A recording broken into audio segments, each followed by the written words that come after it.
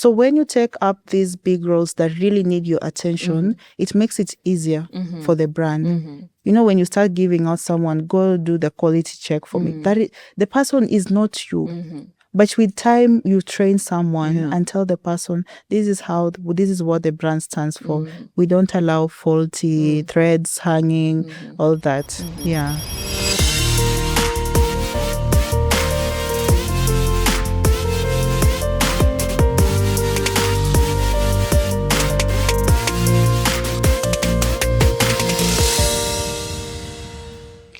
Welcome to the Bold Path podcast, where we lean into inspiring stories of entrepreneurs. I am your host, Lucy Wanjiko Jenga. Today, think purple. That is our guest today. Mallowah, please tell us, who are you and what are the amazing things that you do? Thank you so much, Lucy, for having me here today. And I'm so grateful for today. You actually look amazing. Thank you. And you too, madam. Thank you. I love the cherries. Thank you so much. So Mallowah is a 26-year-old lady who is getting through the fashion industry, getting through the women empowerment bit as well as a writer. She's also a poet and someone who loves life and to talk about life and the honor of Mauve by Mallowah. Yeah. Mauve by Mallowah. Yes. Where did that name come from? Mauve by Mallowah is derived from the passion and love I had from my mother growing up. The color purple has always been her go-to color for me. Okay. You know, growing up when your siblings and you're all ladies in the house, you get pink is your favorite, yellow is someone's favorite. So me growing up, purple was indeed my favorite color. Anything mom will come back with it from the shop, it will be purple. So it will just be known, this is for Mallowah. Wow. That's such a nice way of, differentiating everyone's personality in the house. Yes. Awesome. So your mom, was she in business herself? My mom, I call her my fashion icon. Let me start from the fact that my mom is this lady. It's just a church small ceremony, but she wants to fly to Dubai to get her outfit done. As you know, the lady who wanted to be seen. Like, I take things serious. Yes. I don't just come looking like an old woman who is raising kids. She has to play the part. And I always tell her one thing I think daddy saw in you. Now my dad saw in you was the dress bit. Because how she assembles her necklaces, her shoes. She's a stylish woman. Wow. Yeah. Up to date. Up to date. I love it. So this is where you got that urge and is it oomph? A differentiating factor of looking at fashion and the way you present yourself. Is this where it originated from? There is some part that fueled it, but the bit that fueled it more was the bit like I really wanted my voice to be heard in the society. Okay. So I wanted to be heard in a different way, not like making noise, the one who... No. I wanted to be heard in pieces that I create. And that's why I now got so fueled and said, okay, I need to start a brand. Yes. Wow, a brand. That is not always easy. There are things you need to think about when you're starting a brand, and that has been one area I see so many of us, even as young people, older people, finding our way and trying to navigate what is a brand. How do I create a brand? What is my brand? How did you come about this? What were your steps for you to create this brand? Because it starts in the mind even before it's the reality on the ground. So how did you go about it? A brand starts in the mind and also passion. You cannot just wake up one day and put cameras and say, okay, lights, camera, action. No. We have a story behind what you're doing. So the story was, I needed my voice to be heard.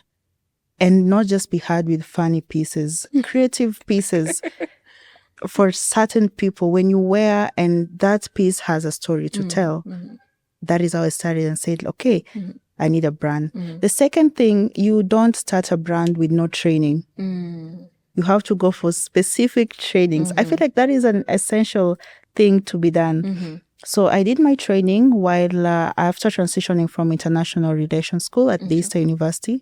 Went through my training, the fashion and design, BTech at Mackensaul School of Fashion and Design. I did a degree there, got my papers, a certified fashion designer finally. Yay. Then from there, I picked the brand up. Remember, while still in school, the fashion school, I had started doing small things, you know, as a stylist now. That is me as a stylist. I started doing small things. You know, you could try, does color yellow work with blue? Try find a blue trouser, pair it in yellow, and you're like, aha, so it's something that is doable. Why not?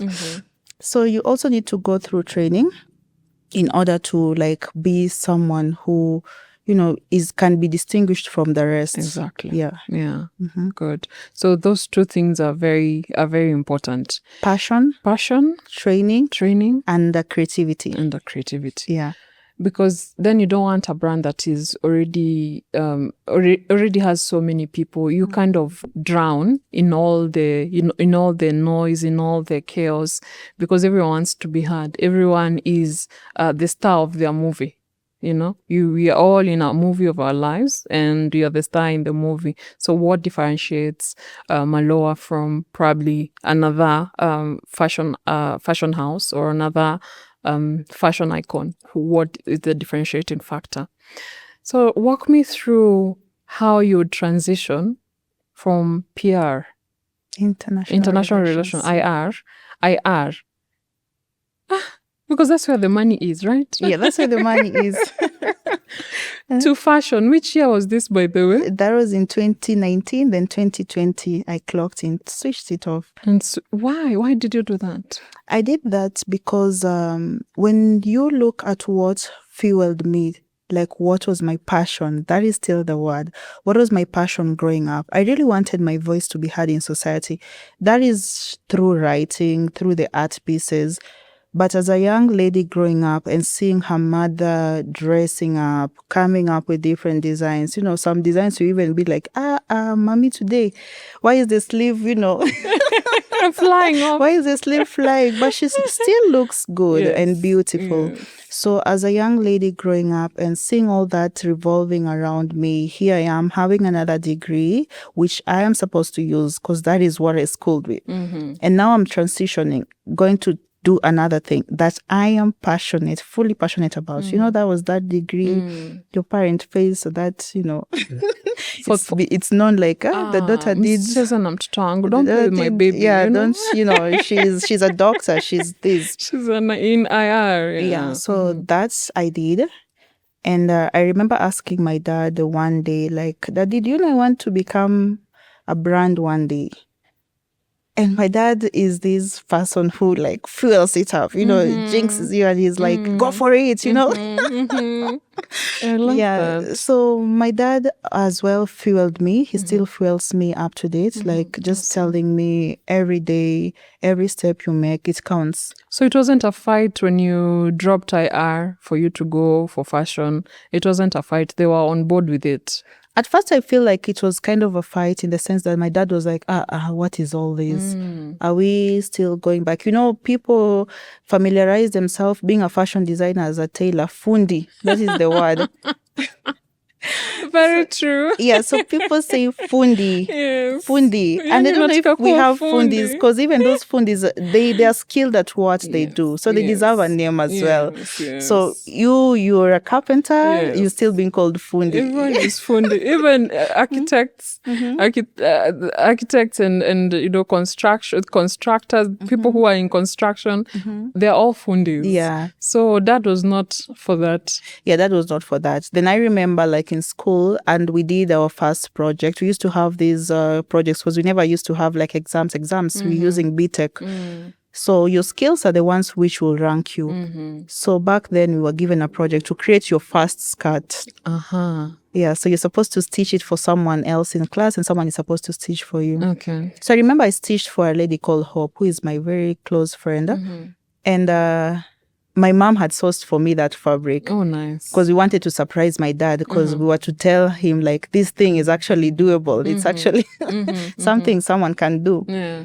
So I did that piece of skirt, and I remember video calling my dad, and he was so excited. Nice. He was so excited in the sense that it is not someone else who did that piece of work. It was me. Yeah. And now this is coming back to a parent, and the parent is actually seeing there is a potential that I can invest in. Yeah. Wow. Yeah. Awesome. So that was the foundation of this. The training was very instrumental, and also now getting your dad to this other side was also instrumental. But you can also see mom is already there. She's seeing her personal designer in the making. She doesn't have to go to Dubai anymore because you're there. So walk us through now finishing school and deciding that you actually want to open your own fashion. Is it fashion house or fashion line? Yeah. So back then in our studies, we went through a unit called branding, and everyone was to come up with something that, I don't know how people picked it, but myself, that is where Mauve by Mallowah was born. Okay. Through that unit. Nice.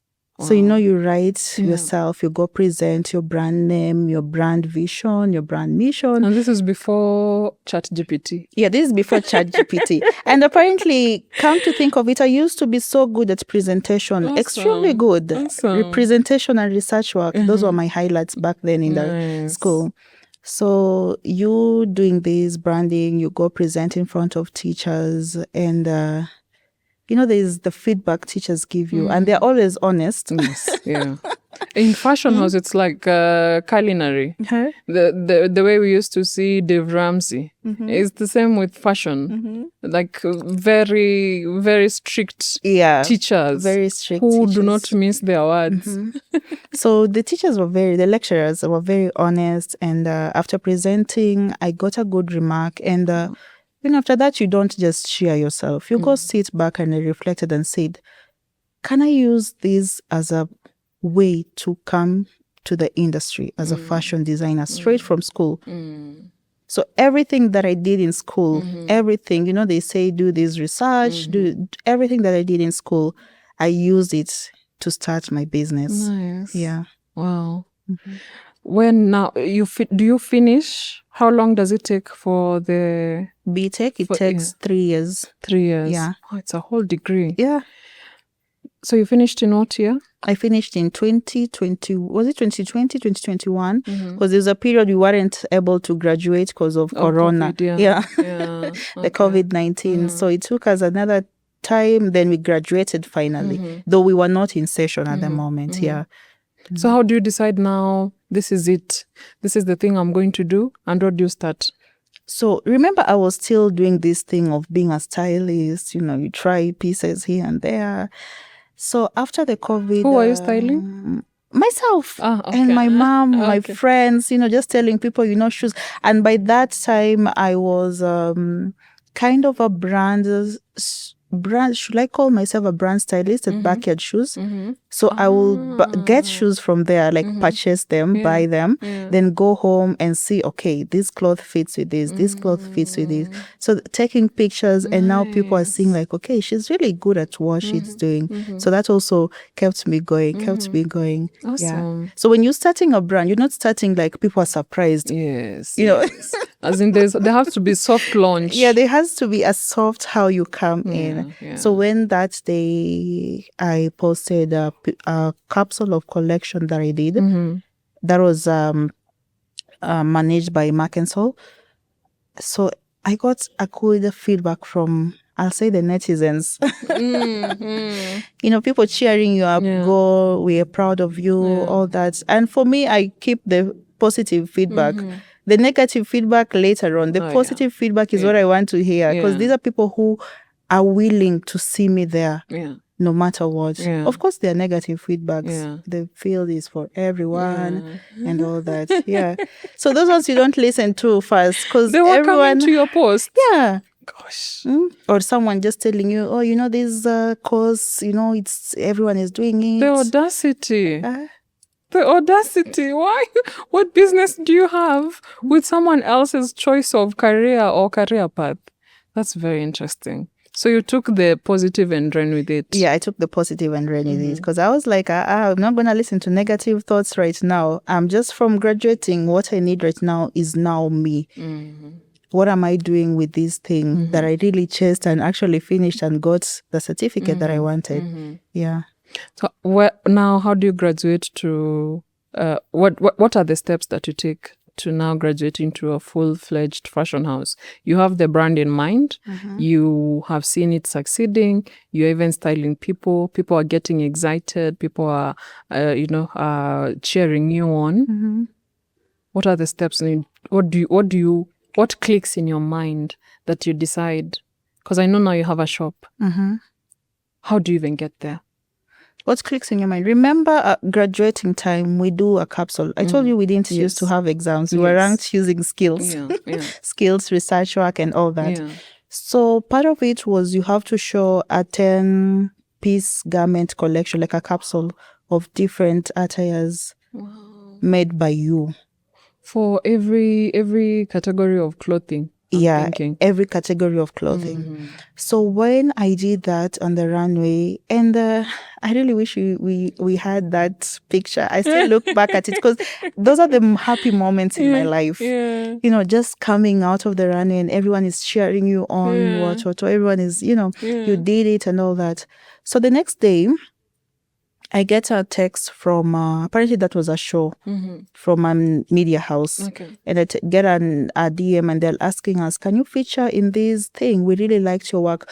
And one thing I came to realize before I go further is do whatever you're doing. There is someone People watching. Are always watching. Always. It's not supposed to make you feel scared. It's supposed to make you know that you're not in oblivion. You're not in an abyss. You're not in some darkness and nothing is happening. People are seeing, and sometimes it's one person. So that is one thing that I came to realize in this life. Do your thing. If you like eating, eat. And eat very well. And eat very well. Because there's someone who is passionate, who is like, okay, this person fuels my drive to eat. And it's like, do something knowing that, okay, I'm doing it because I love it. But then there is one person who is watching you continuously. So I never knew when in that crowd, there is a media person. Wow. Or there's someone close to the media who loved my pieces and really saw the light in me and wanted to also put me out there for the world to see. Yeah. So we finished graduation and then the next thing is I'm getting this media house interview, which I show up. And after that interview, I felt like, you know what? This is what I'm going to stick to it. This is it. This is it. Because it was my first time. This is repeated. I told you, every day we have a new... So your first time and you're anxious and you're like... So again, you get the good feedback. People have listened to the story, your first story, you on set, you sat in the speakers, the lights, camera, everything, action. And you're telling your story. So it went on well. So I was like, okay, I don't think I'm afraid anymore to do what I want to do. Because people have heard my story. Yeah. So why would I now retrieve back and say, okay, I'm going to go to the hiding in this thing that I've really on this, how people can finish school and just put their certificates, bury them, and they're like, So that's also fuel. I've always had fuel. Any time you stop, there's something fueling you. There's something fueling you. Go. Yeah. Awesome. When do you set up the shop? That was in 2022. It's not so much. Okay. We are still in the workshop. Yeah. Okay. Also, it's a workshop. Yeah, it's a workshop area. Also, where we work from, get our clients and all that. Yeah. Okay. Awesome. I love that. Thank you. And that means you're how old? 23? Or that means when I was doing that, I was doing 23. I was in 23. Yeah. Wow. Why are you not scared? I remember I've told you, the moment people hear from you, there's nothing that can scare you. The moment you've already told your story, nothing that can scare you. Yeah. How much did it cost for you to now realize this dream of even this workshop? You obviously had where you're going. This is where I'm going. You have a vision. What was the vision actually that you had before we even get into the costs? So my vision as it stands up to now, it's always to have everyone having a piece of Mauve by Mallowah in their closet. Awesome. Like I want to be a household name. No one misses a piece. And remember, they're not just pieces curated because I need to make a pant that everyone does. Yeah. It's a piece that tells a story. Yeah. What is the story? It also derives. You've seen some of my pieces. Yes, I have. Did you get fascinated with them? I did. There's actually one dress that has like some small flowers. I forget the name of that flower. It's not a rose per se, and it's not out. It's not outish. It's not a. People have to see to understand what I mean. So I looked at that and I thought to myself, wow, this is something that I would want to own, really. So that was the vision, to bring things that are unique pieces, and also every person in a household to have such a piece. Yeah. Awesome. And these are tied. They're not like a piece. Like I always familiarize myself with the brand Zara. Zara has this kind of a thing. When it reaches, let's say they're doing a collection of summer. When those pieces end, that is done. You don't get those pieces again. It's over and done. It's over and done. We are moving on to another design. So that's what I also like pick up. Okay. Like if I'm to do this piece January, it's for January only. And that's it. That's it. If you didn't get it, I'm sorry. We are sorry. We're moving on to the... What if I want to pay more for it? Okay, that's what you're trying to ask me. What distinguishes me from the rest? I feel that will pass. Yes. Because the pieces we create, they are like this seasonal. Let me use the word seasonal. Yeah. And are you pushed by trendy? What is trendy? Or you go for pieces that are timeless? I go for pieces that are timeless. I'm not really a trendy person because remember, being someone artistic, you don't wait for someone to create. Yeah. You create your own. You be the trendsetter. Yes. So I will go with that. Yeah. Awesome. So what is the cost of setting this up? Bringing this dream up, and how do you even go about making it a reality? Making it a reality. One thing people need to be is authentic. When you're real, you can go far. Yes. When you're real to who you are, that is one, you can really go far. Yeah. And the cost, you'll pay a huge price for it. Yeah. That includes the waiting season, the patience. You don't start a business and you want returns the same day. True. How long did it take for you to even get your first, profits? Okay, I will say some few months. Yeah. You have to give yourself at least 6 months. You have to give yourself at least 6 to 1 months. year. Because you first start with people who don't believe you. And people who don't know you can deliver. Yeah, people who don't know you can deliver. Someone is giving you a piece and the person is like, but are you sure? I left my tailor because of you. So that is already a threat. Yeah. And you have to deliver. And you have to assure this person why he or she needs to leave his tailor, the local fundi, to come to you. Or someone I'm used to. Okay, yeah, or someone you're used to. Like, why is the person going to be comfortable with you now? Yeah. Like what I'm wearing is made by couture by Hive Couture, and she's called Moline. The lady is called Moline. And she was working in another fashion house when we met. And the time she went and started her fashion house, because of her customer service, I knew she's the person I would always go to. Sometimes people don't buy the brand per se. Yes, it pays to have the brand, but most of the time they buy the person. I buy into how Mallowah makes me feel, into the way she talks to me, in her customer service, in how she shows up. She's so stylish. I want her to make something for me because of just your beautiful style, So what are those things you've probably seen that pull your people towards you? One thing I'll say is I'm my own muse. I'm my own muse, and that's why you'll see the brand has always been promoted by me, the muse. Because one, I'm the one who understands my clients. Two, I'm the one who understands this design, because I'm the one to convince a client, like, you know what, this won't work well with you depending on your body structure. Why can't we adjust it to this? So remember, you're asking me how my clients come. I'm my own muse. A muse is someone, I'm supposed to make this client feel like I'm at the right place. I finally found what I've been looking for.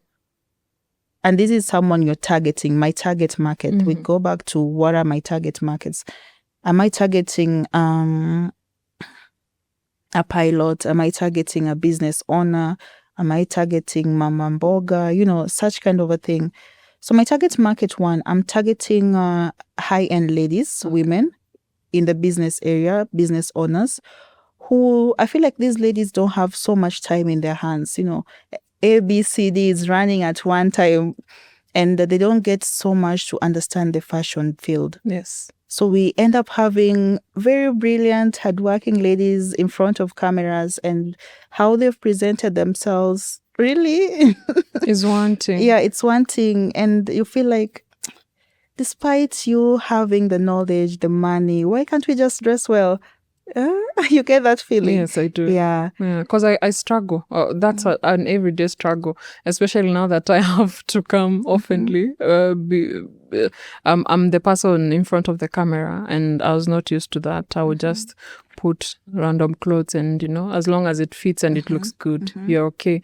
But now you have to really think. And now I see why people decide to just wear black t-shirts or white t-shirts. Yeah. It's not easy thinking of how you look and how you present before the camera all the time. So I also understand when you say that is your target market. I don't want to overthink. I have so many other things that I want to be focusing on. Yeah.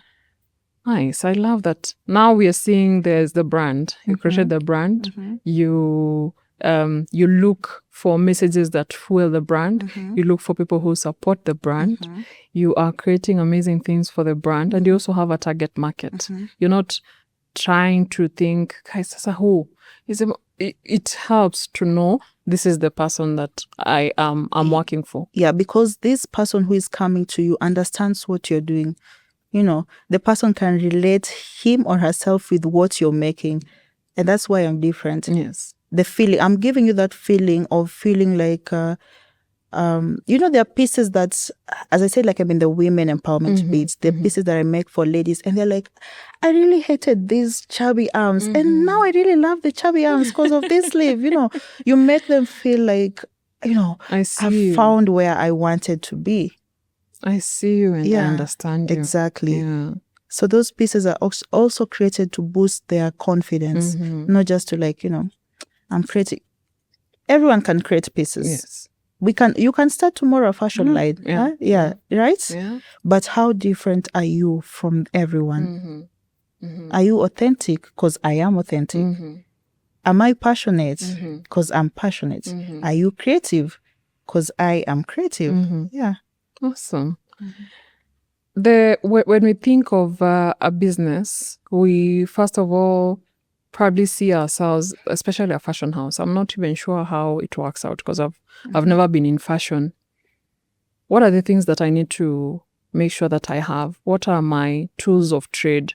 And when I think of a team, who is my team? Who are the people on my team for me to be a success? Because I'm thinking it's not just you as an individual. So behind Mauve by Mallowah team is a team of great people, great-minded people. That includes the vendors who go for fabrics. That includes the machine people, the ones doing the tailoring bit. That includes the design people and the finishing people. So every role has to be played for this thing to now come down as Mauve by Mallowah. It's not a one-person thing. Yeah. We need someone who will tell us, the color doesn't look well. We need someone who will say, let's stitch here. It's going to work well.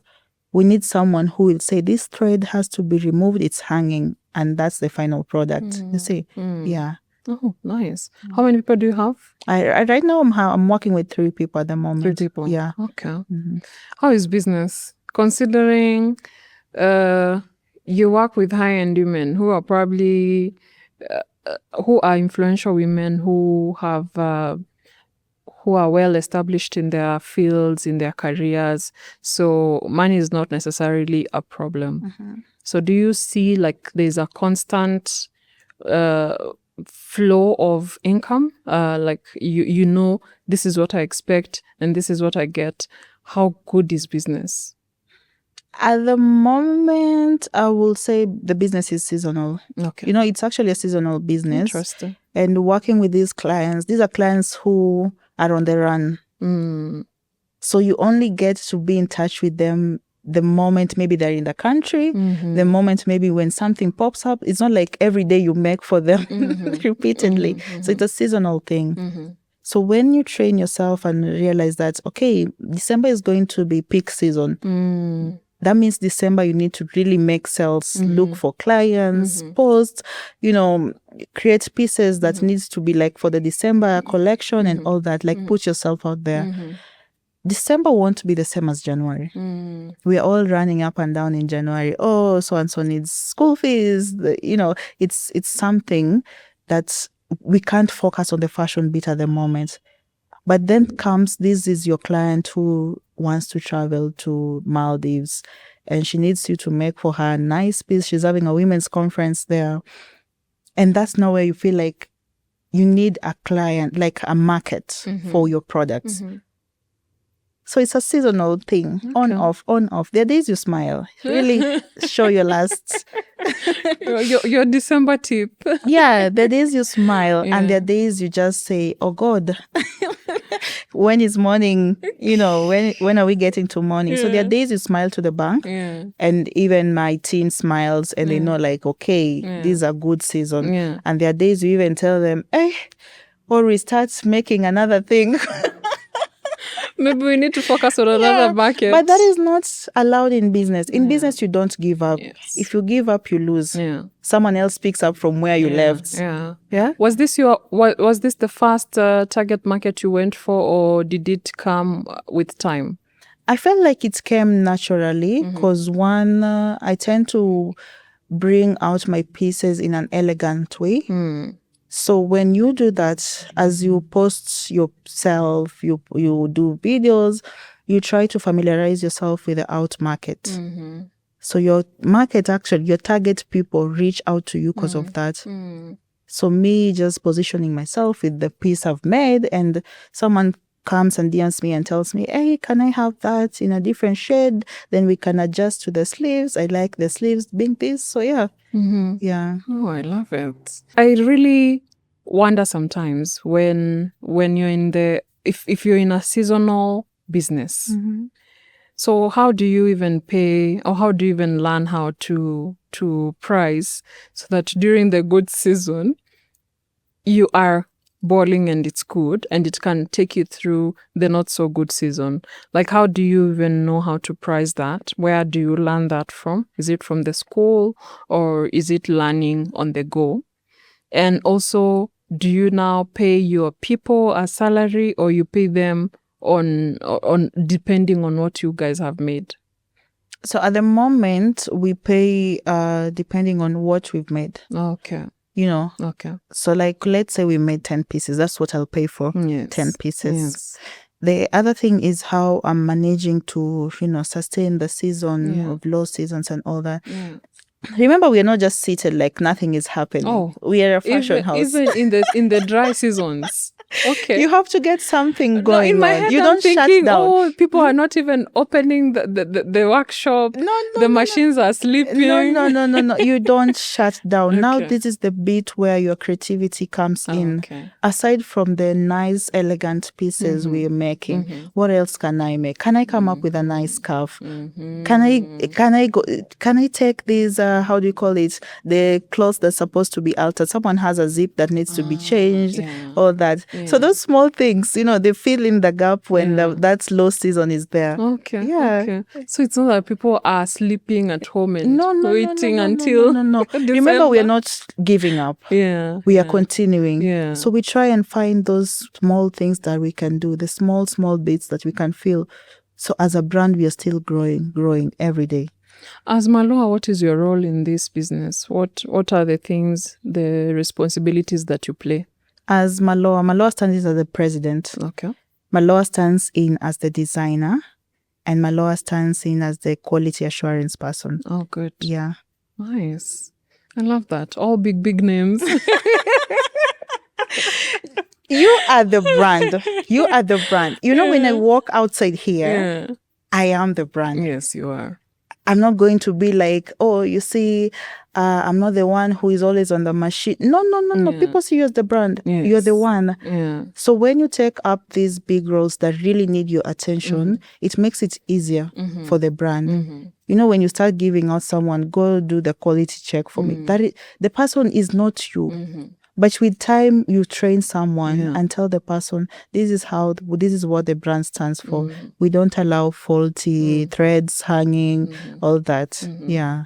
There's a standard that we are meeting. Yeah. To make sure that our clients come back. Exactly. When it comes to clients, what have those things that you have learned over time in order to invite them, create, already you're doing a lot probably on social media, but how do you bring them and make sure that they're coming back?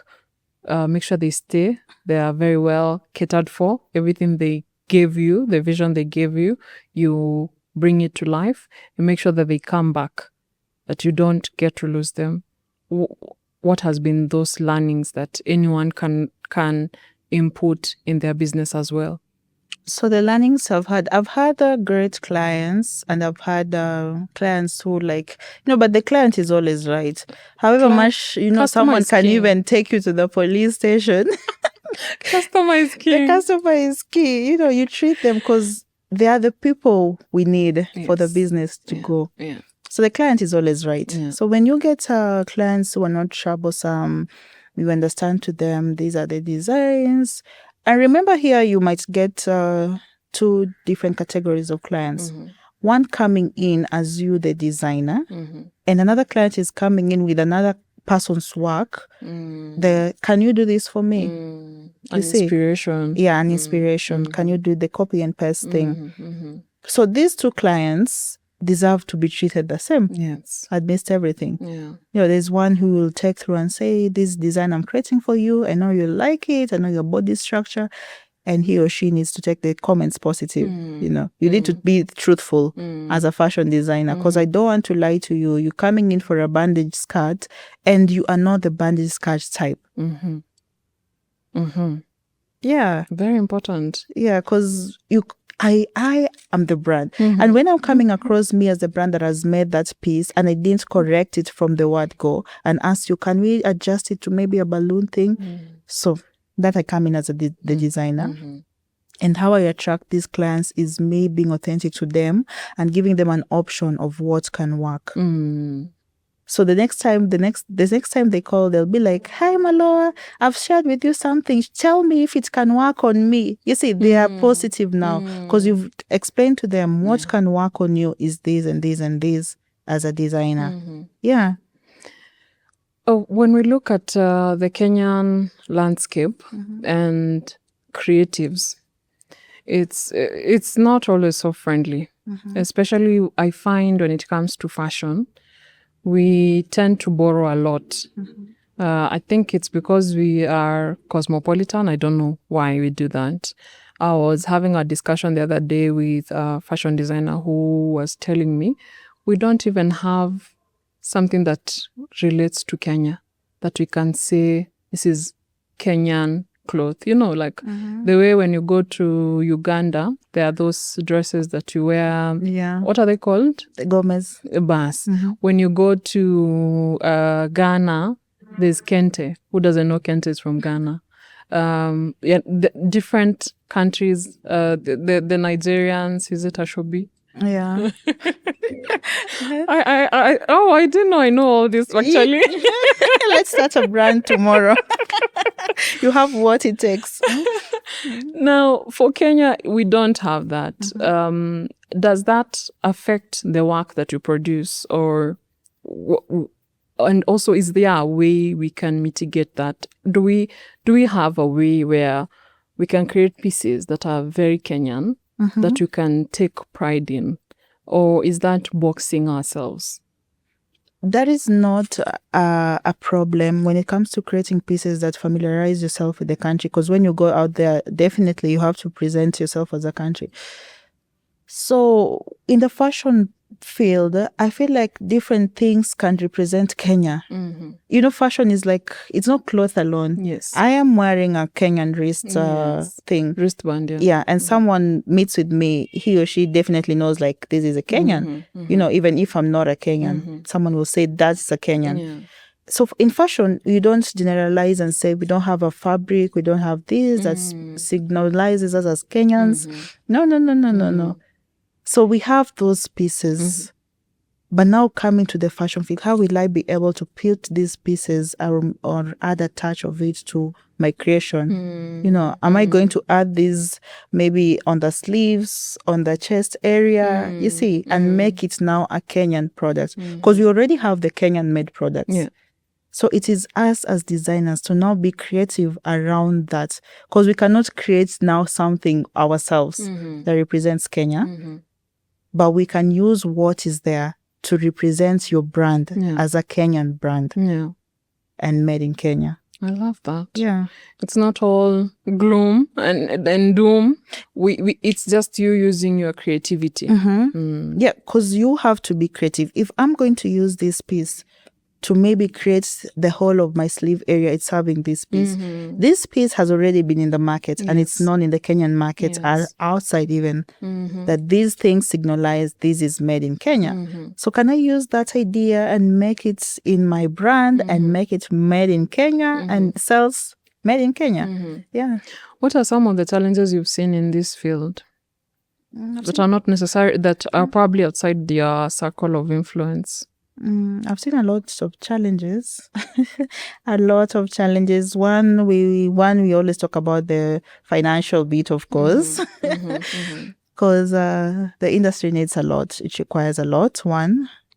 Two, the other thing I always see in the industry, the challenge is the copy and paste idea. The fake and the original.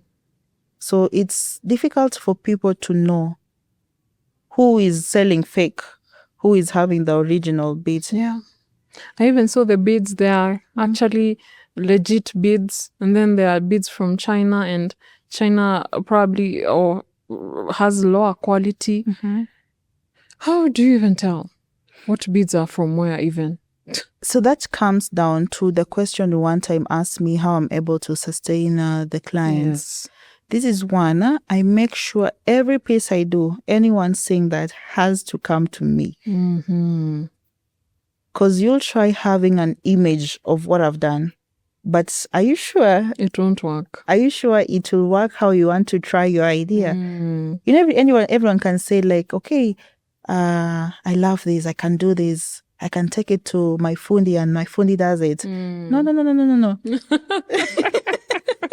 It's not as easy. It's not as easy as you think, because the pieces I create, I try as much as possible to be the original person for it. You know, I'm not a copy and paste. I'm the original person for the idea. Yeah.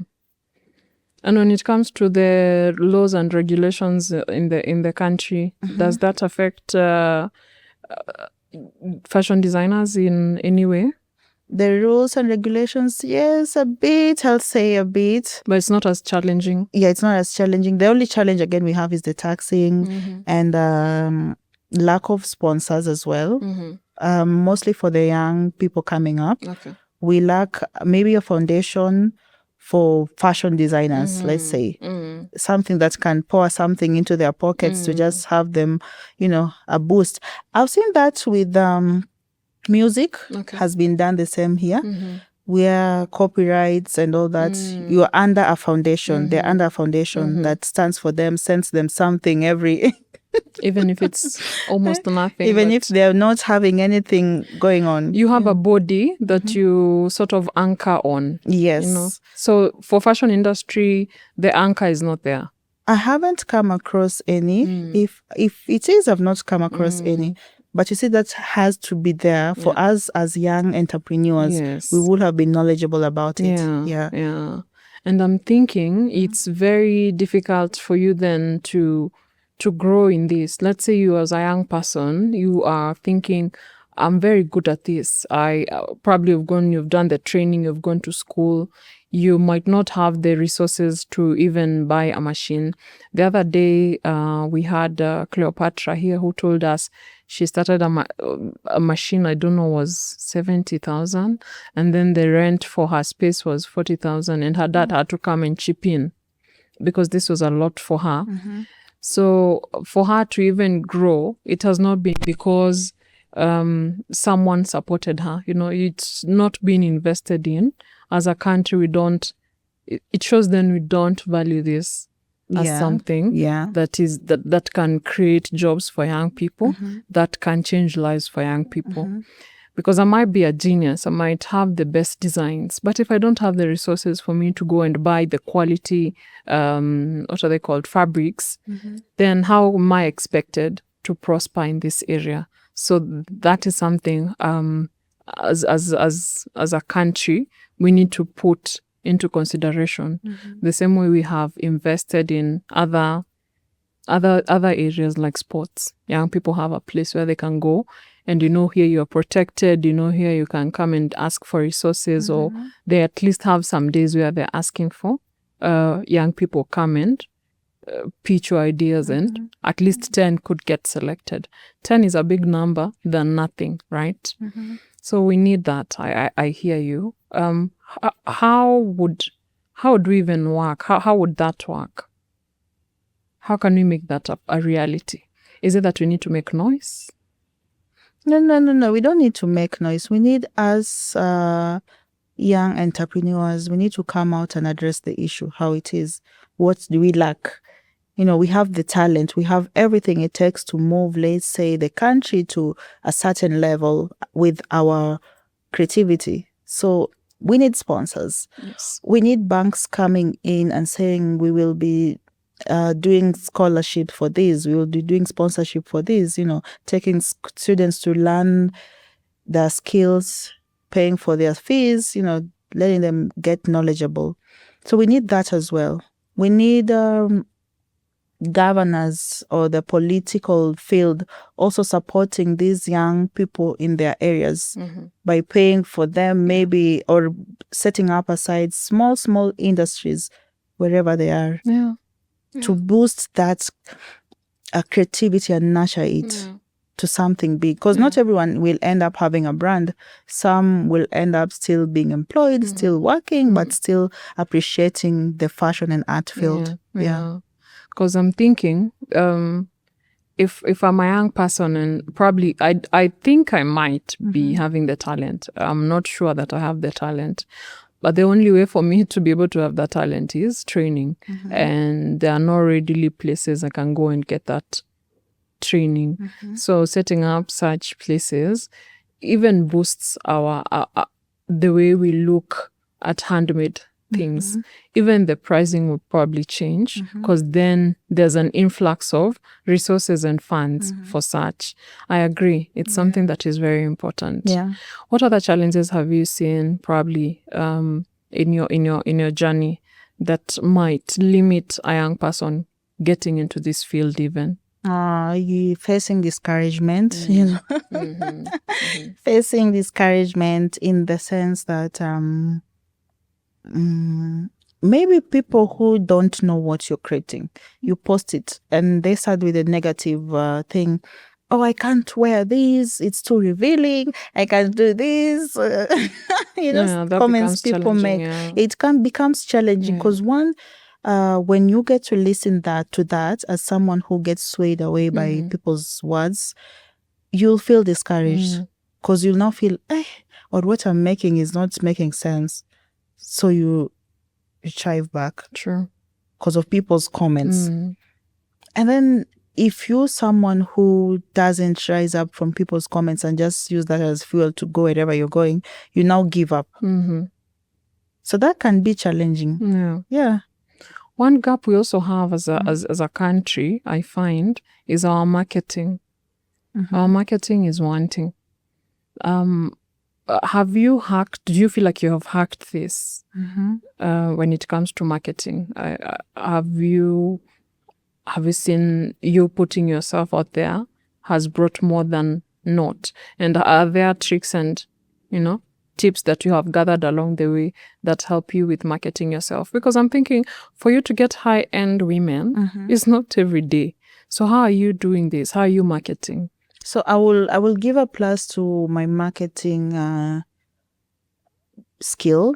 That is what has enabled Mauve by Mallowah. It's not even social media itself, but it has also played a percentage.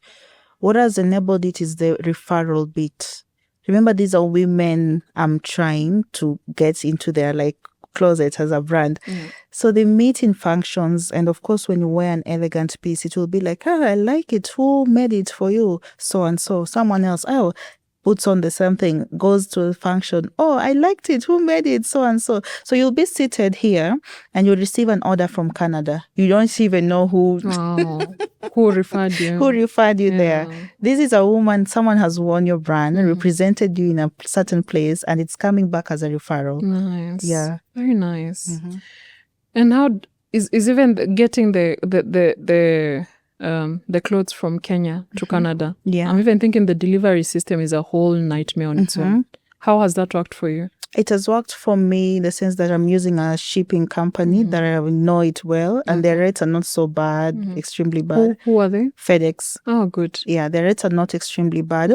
Sometimes I try to build relationships with various people in that, someone might be in the country and the person proceeds to go somewhere else. So I look at that as well to also, can you please help ship for me this one shirt? It's nice. just one shirt. Just carry it in you. It's one. So you also try that method to also try cut off costs, some cost as well. Or other times some clients who are abroad will say, give it to my cousin, I'll maybe come December.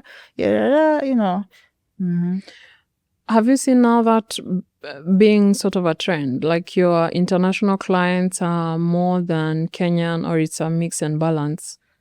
Most of my clients are mix and balance. Okay. I don't have a specific group. I love that. If you're wondering how to, don't box yourself when it comes to this work, to growing as a young entrepreneur. We are now globalized. We are a global village. Taking advantage of that helps you so much. And one way, as you've said, is social media, and then doing good work so that you can get those referrals. Yes. And that is, I think that's very important. I know our problem is we sit too long with our things. We don't bring them out for people to see, or we don't invest in that element of networking and also marketing and branding. We don't invest in that. Have you over time had that, like a budget for that specifically? Do you do like ads and whatnot? Specifically at the moment I don't run ads. What I'll say is the kind of brand collaboration. You try and see who can we incorporate in the brand and work with. Maybe a bag company, you approach it and say, can we have a collabo? Can I make pieces that resonate with what you're selling? And we put up something, maybe do a shoot, do a video and put it out there. So it makes it easier for you as a brand and me as a brand collaborating together. Okay. Yeah. How do you do that? How you just approach them? Yeah, you just approach them and tell them, hey, hi, I love your brand. This is what I do.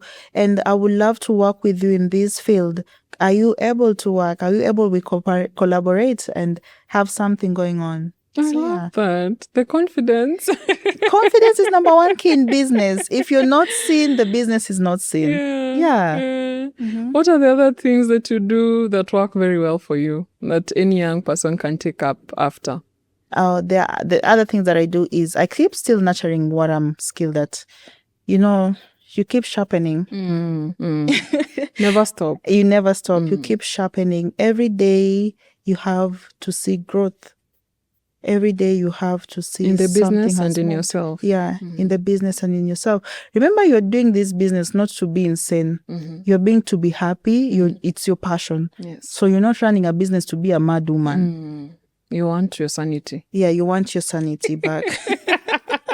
The Don't businesses lose you it. can do, and every day you just, what is happening? What is happening? No. You're doing it out of passion. Yeah. So you're doing it with a smile. Yeah. In the sense that if it pays, okay. If it doesn't pay, there is tomorrow. It should fulfill you. Yeah. It should not come to add pain. It should not come to add, because you've decided that is what you want to do. I'm laughing because I had a restaurant once when I was, I think, 23 also. And I closed it after 8 months. And I closed it because I was going mad. There's a time I wanted to text someone and tell them the way this is giving me stress. And instead of texting, I deleted all my contacts. Can you imagine? As I was on the brink of losing my mind. I would even cross the road without looking. At some point, I almost got hit by a car. So then I was like, no. This has to go. This has to be closed down. I donated everything to church. So yeah, you want your sanity. Yeah, you don't want to look like a mad woman. Being passionate about something does not mean you stay there even when you're dying. No. There's no joy or no one is coming to crown you or to see you dying and applaud that. And then I feel like one thing that I'll also tell someone who is upcoming is be patient. We don't build a house in one day. True. The contractors will come. The first day they lay the foundation. The second day they pour the whatever it needs to be, the concrete and all that, until the house stands up. So as you're starting, whoever you're looking onto doesn't need to be like, you can't achieve that because this and no. I always tell myself I am my own icon. When you ask me, who do you see, who is your motivator? I'm myself. I motivate myself because there are levels I want to reach step by step. I'm not looking at someone who is ahead. That one is just like someone I admire. But who do you admire? Who do I admire in the fashion? It's always Victoria Beckham. Ah, okay. Yeah. Her style is not so far from mine. Sophisticated, elegant pieces, classy pieces. So she's one lady that I really admire in the field. Okay. Yeah. I love that. So don't look at you are the end product. You are who you're looking up to. I also have that idea where I'm wondering, who am I at 54? Who do I want to be? So what steps am I taking towards me at 54? What is me at 54 saying that me at now needs to take and carry with me for those hard days? Because there are those hard days. Whether you like it or not, there are those hard days, right? So how do you look at yourself further along and talk to yourself the further along, talking to you now so that you can keep going? I think that's very important. Whatever works for you, just try getting a hold of it and knowing it. And never make someone the center of, because I always tell myself, I don't want someone that is my icon. No. I don't know what happens behind the scenes. If this person wakes up tomorrow and says, I'm done with this business, am I also going to be done? Because I was looking, that was someone I was looking. Every step he or she makes, I also try to make. Yeah. So one day the person wakes up and says, or they wake up, they have a scandal. So now you have to find another person to say. So I always tell people, be your own icon, especially as a fashion designer. See yourself out there. You are doing this thing from your own creativity. You are not copying anyone. Yeah. However much it takes, Every step, any day someone tells you wear an outfit, someone tells you looks good. That is a step. True. Very Yeah, that true. is a step. You need to even add it and say, okay, that's a review, 5-star. You know. Those are the milestones. There was a time when you started, you didn't have that, and now you have that. People are looking at you confused and asking themselves, how can this even be worn? Because it has never been appreciated, fashion, you see. So when someone comes and compliments, nice outfit, you need to take pride and say, yes, thank you, I made the outfit. And I feel like that is also part of marketing some people should use. Wear you, brand you, and also market yourself. Is there someone who has really done good marketing in the fashion industry in Kenya that you admire, that you probably take from? I'm trying to see a couple. I will say in the fashion field or generally. Do you only look up to people in the fashion industry or even outside? Fashion is wide. It's wide. So I'll say the people who do great marketing that I look into apparently are musicians. You know, they have to stay like a household name. Yes, so you have to scandals here and there. You have to be relevant at all times. You have to be relevant. Without relevance, we can even forget you're a musician. So these people really do what they're good at. You'll find if I'm good at keeping quiet and just showing up one day with good music, I'll do that because that's my signature. You see? Yeah, like I'm thinking of Nyashinsky. Yeah, he will disappear. But when he comes back, he's coming in with something like you are like, okay, that is who you are. That's your brand. You're known for that. So I feel like that is also part of a good marketing. If I'm known for marketing my products by just walking, showing it, I will do it. Because the moment I now start including dances, people will not familiarize themselves with me. Yeah, if I'm good, that is why they came to me. They saw the elegance, the walk, the turn, let me keep walking. So the day I start dancing, I now shift my audience. You've become very different. They don't know what to do. They don't know what to do with you. True. Yeah. Love that. I'm a young person. I'm figuring out what are the steps to take. I have probably identified fashion and fashion design is one of the avenues that I can take. Talk to me. Tell me what I need. What do I need to do to become like you? I want to be Mallowah, for example. Probably not you exactly, but I do want to be inspired by the things you've done. Where do I even start? You start by thanking God. You start by thanking God because you've identified your talent.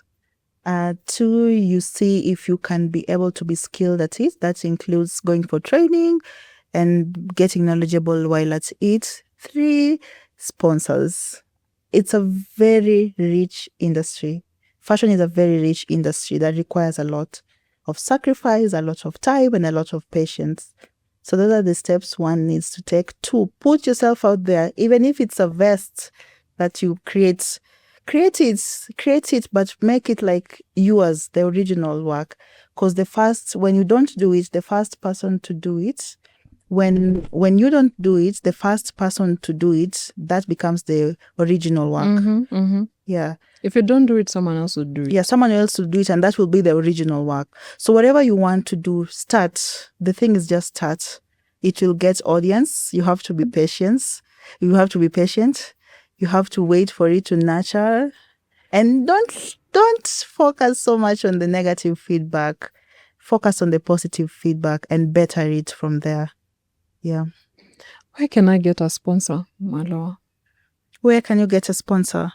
I don't know if banks still sponsor or who was your sponsor? Foundation. My parents have been my sponsors. Yeah. Made it a reality. Yeah, they made it a reality, a dream come true. Yeah. So find who can be your sponsor. Yeah, find who can be a sponsor. And a sponsor sometimes is not even about money itself. A sponsor can be that one person who even tells you, I'm sending you bags for your packaging. I'm giving you threads for this. A sponsor can be someone who, anytime you post, he or she is there saying, good work, good work. That can also pass as a sponsor. So it's not only the monetary funds that passes as a sponsor. Yeah.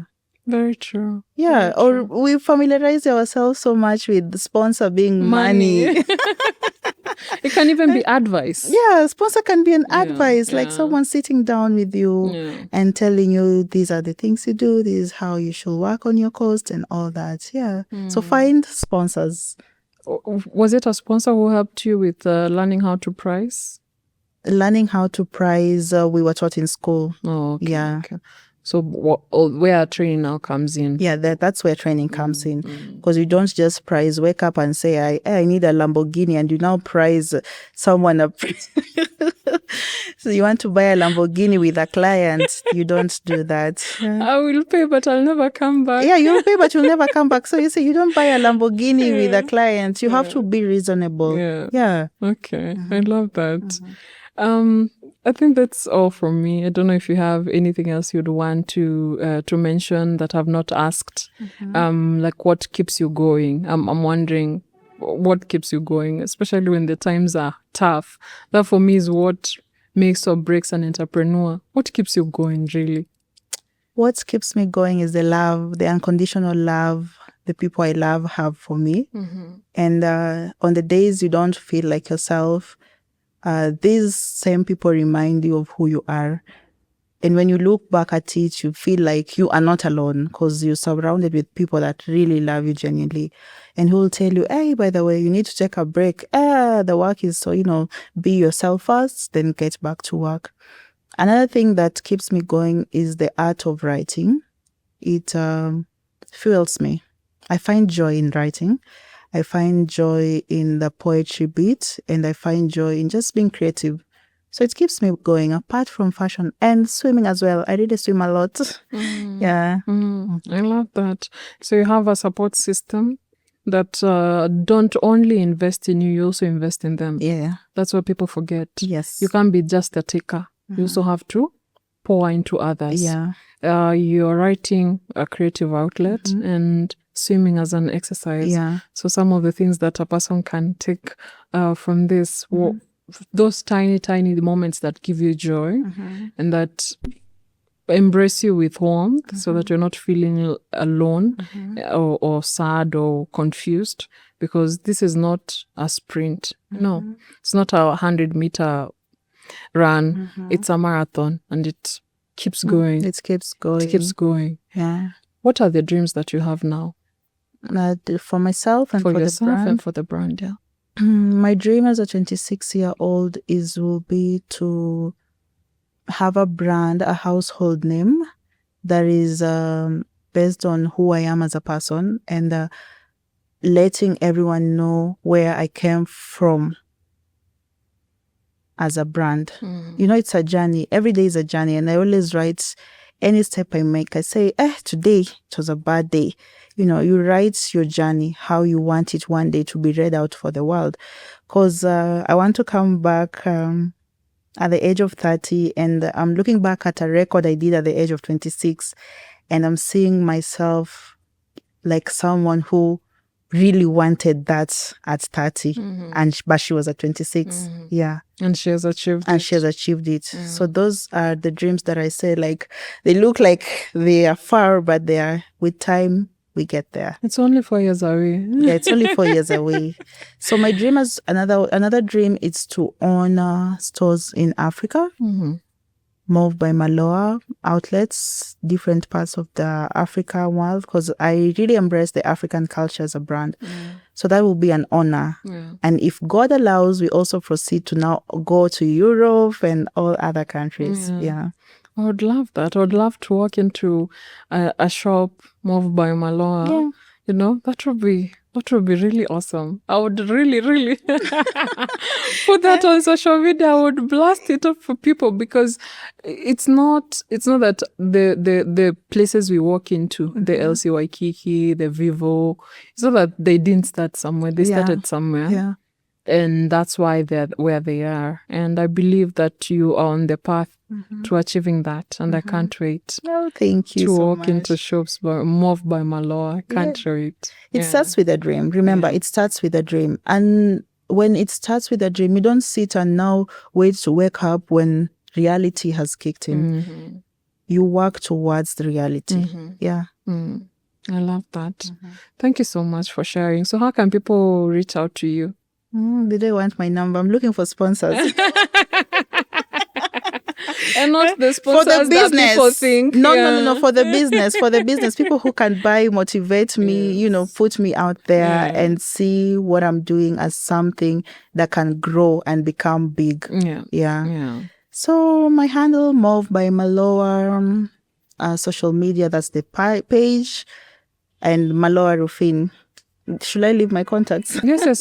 Feel free. Go ahead. The business contact is +254 7930 54233. Mauve by Mallowah. And I can't wait to receive anyone, everyone. All are welcome. Awesome. Thank you so much. I love that. Welcome. It was so nice having you. It was so nice being here, and you know, as you're gracing us with your presence, and you're such a bubbly human person. I love when people show up fully as themselves, and you've showed up fully here as yourself. I can't wait soon to also have a piece. I think I'll send you some and start saving towards it. Yeah, because on your next sit up, I need to be the designer. So I'll totally save up and let's see what magic that this can create and how many people, especially young people, it can inspire and motivate for them to start on their bold path as well. So proud of you. I celebrate you. I hope that this highlights the journey that you've been on and the journey that is yet to come.